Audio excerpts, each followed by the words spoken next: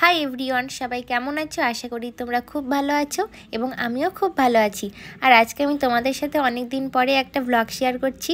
তোমরা টাইটেল এবং থাম্বনেল দেখে তো বুঝতেই পেরেছো, আমরা সব পরিবারের সবাই মিলে তারাপীঠ মন্দিরে মা তারার উদ্দেশ্যে পুজো দিতে যাচ্ছি।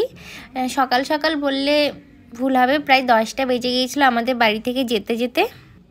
তো ফ্রেন্ডস, তোমাদের কাছে ভিডিওটি সম্পূর্ণ দেখার জন্য অনুরোধ রইল। আর তোমরা অনেকেই আমার বাড়ির সামনে রাস্তাটা দেখতে চেয়েছিলে। এই যে আমার বাড়ির সামনে 3 দিকে 3টে রাস্তা।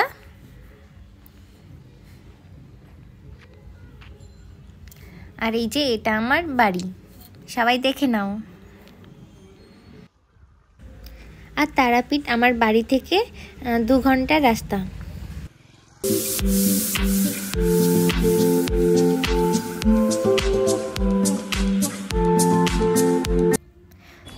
অবশেষে মা তারার কাছে আমরা পৌঁছে গেলাম। তখন দুপুর 1টা প্রায় বেজে গেছিল, রাস্তায় প্রচণ্ড জ্যাম ছিল। আর এইদিকে দোকান থেকে পুজোর সরঞ্জাম ডালা নিয়ে আমরা পুরোহিতদের সাথে এখন লাইনে যাব।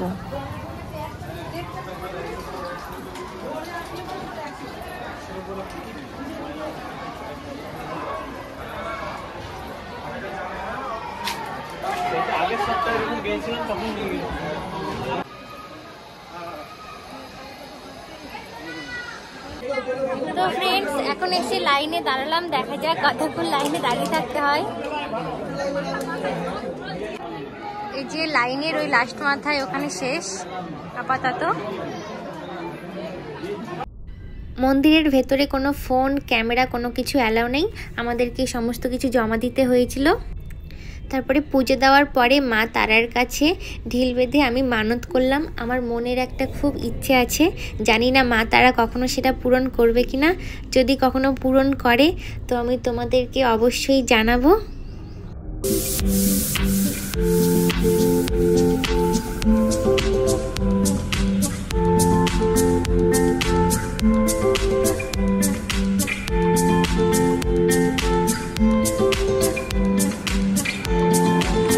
তারপর হোটেলে গিয়ে আমরা নিরামিষ খাবার অর্ডার দিয়ে দিয়েছিলাম।